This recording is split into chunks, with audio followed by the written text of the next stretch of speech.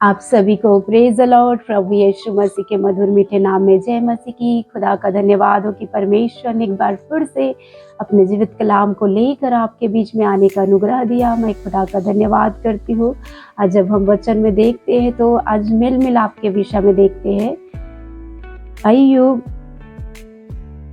22 का 21 वचन देखते हैं। अय्यूब 22 का 21 वचन। उससे मेल मिलाप कर, तब तुझे शांति मिलेगी और इससे तेरी भलाई होगी। यहाँ पे किससे मेल मिलाप करने की बात हो रहा है वचन में? परमेश्वर से मेल मिलाप करने की बात को कह रहा है परमेश्वर।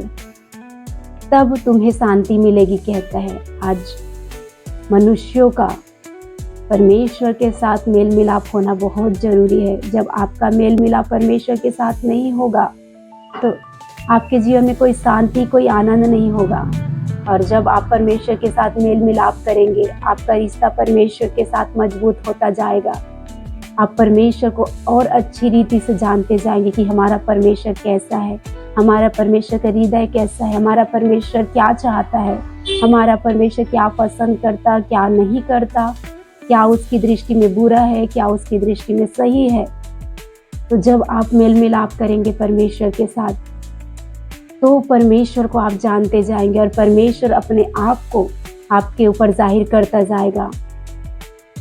आपके हृदयों में परमेश्वर अपनी बातों को डालेगा, अपनी इच्छाओं को डालेगा। तो आज आपको क्या है? परमेश्वर के साथ मेल मिलाप करने की आवश्यकता है।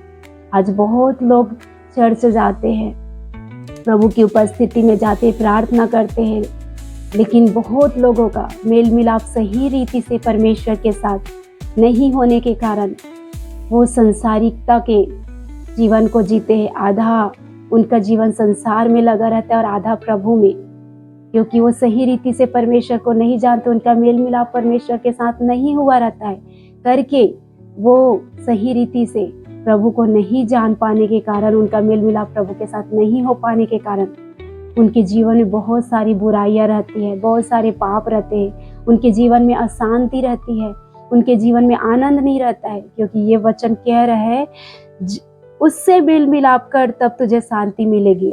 क्योंकि आज बहुत लोगों के जीवन में शांति नहीं है मेरे प्रियो। चर्च जाने के बावजूद भी शांति नहीं, क्योंकि उनका मेल मिलाप परमेश्वर के साथ सही रीति से हुआ ही नहीं है। वो परमेश्वर को सही रीति से जान ही नहीं पाए, परमेश्वर के हृदय को सही रीति से जान ही नहीं पाए हैं, इसीलिए उनके जीवन में शांति नहीं है। तो अगर आपको शांति पाना है तो आपको परमेश्वर के साथ मेल मिलाप करना है। अपने पाप को छोड़कर, अपने बुराई को छोड़कर, अपने जीवन में जो गलतियां आप कर रहे हो उन्हें छोड़कर आपको परमेश्वर के साथ मेल मिलाप करना है। और आगे कहता है, और इससे तेरी भलाई होगी। जब आप अपने बुराई से फिरेंगे, अपने पाप से फिरेंगे और परमेश्वर के साथ मेल मिलाप करेंगे तो परमेश्वर आपको शांति भी देगा, आपको आनंद भी देगा और आपकी भलाई भी करेगा परमेश्वर।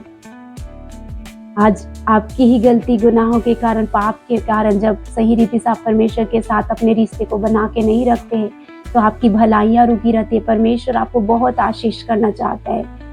अगर आप बीमार है तो परमेश्वर आपको चंगाई देना चाहते हैं, परमेश्वर आपको छुड़ाना चाहते हैं आपके रोगों से, आपकी बीमारियों से, आपकी समस्याओं से।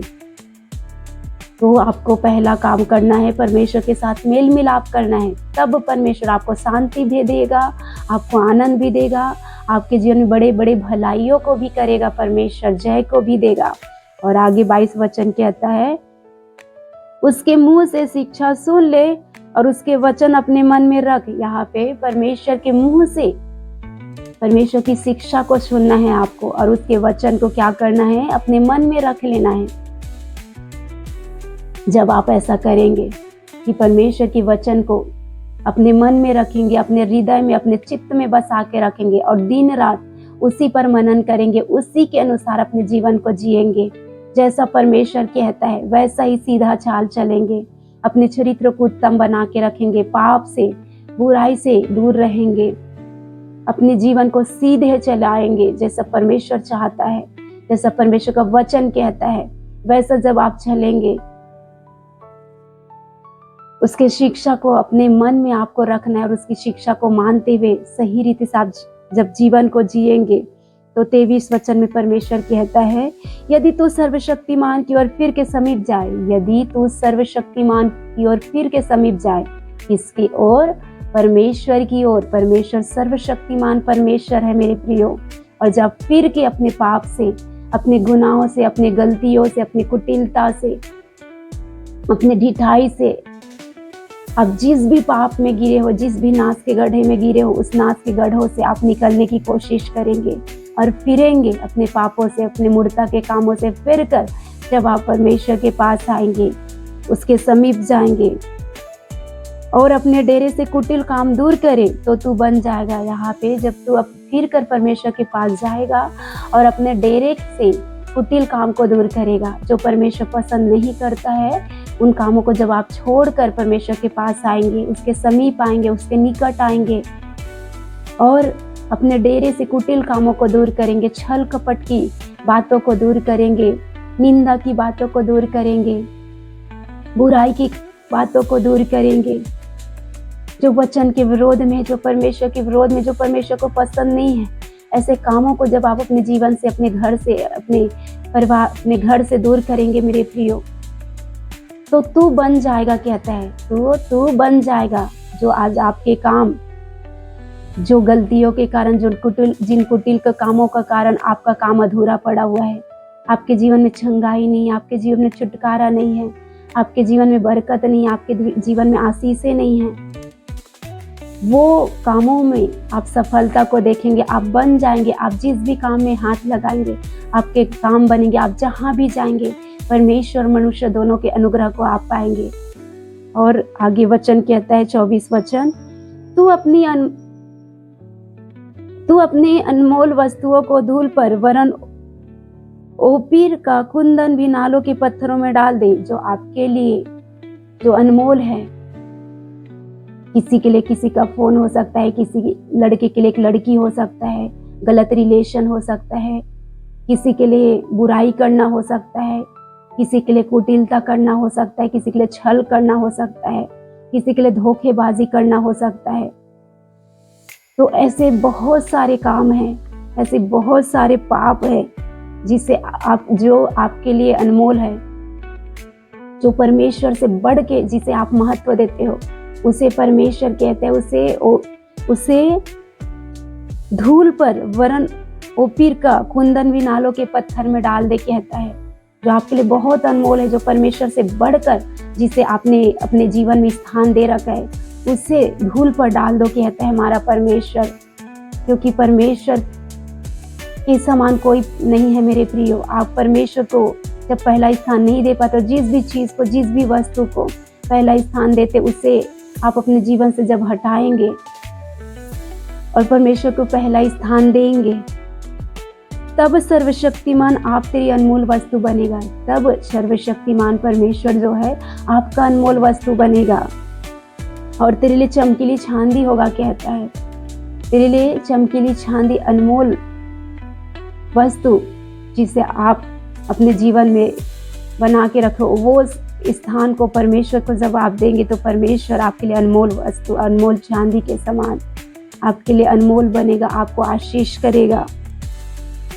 और आगे कहता है 26 वचन, तब तू सर्वशक्तिमान से सुख पाएगा। तब तू क्या करेगा? सर्वशक्तिमान से सुख पाएगा और बेखटके अपने हाथ को उठाकर परमेश्वर के सम्मुख खड़ा हो पाएगा। और जो भी काम आप करोगे वो बनना चालू हो जाएगा मेरे प्रियो। जो भी आप काम करोगे, जो भी आप मन में सोचोगे, उन कामों में आप सफलता को, चंगाई को, जय को, छुटकारों को देखोगे अपने जीवन में। तो आपको सबसे पहला काम क्या करना है? परमेश्वर के पास फिर के आपको आना है, अपने डेरे से कुटिल काम को दूर करना है, अपने उन गलत कामों को छोड़कर परमेश्वर के पास आना है और परमेश्वर को अपने जीवन में पहला स्थान देना है। तब आपके सारे कामों में आप सफलता को देखेंगे, अपने जीवन में आशीष को देखेंगे, अपने परिवार में बरकत को, उद्धार को देखेंगे। और जो भी काम आप करेंगे उसमें आप सफलता हो पाएंगे, आपके काम सफल होंगे मेरे प्रियो। इस वचन के द्वारा आपको परमेश्वर कहना चाहता है कि अगर आपका मेल मिलाप परमेश्वर के साथ नहीं हुआ है, किसी कारणवश आप भटक गए, आप पाप में हैं, आप बुराई में हैं, तो फिर कर उन पापों से, फिर कर उन बुराइयों से, फिर कर आप परमेश्वर के पास आए और परमेश्वर के साथ आप मेल मिलाप करें, तब आप सुख पाएंगे, आप शांति पाएंगे, आप आनंद को पाएंगे और उद्धार का जीवन जिएंगे। और उद्धार जो स्वर्ग में परमेश्वर आपको देना चाहते हैं, उस अनंत काल के जीवन को भी आप पाएंगे। मेरे प्रियो, आप सबको इस वचन के द्वारा परमेश्वर आशीष दे। आप सबको प्रेज द लॉर्ड।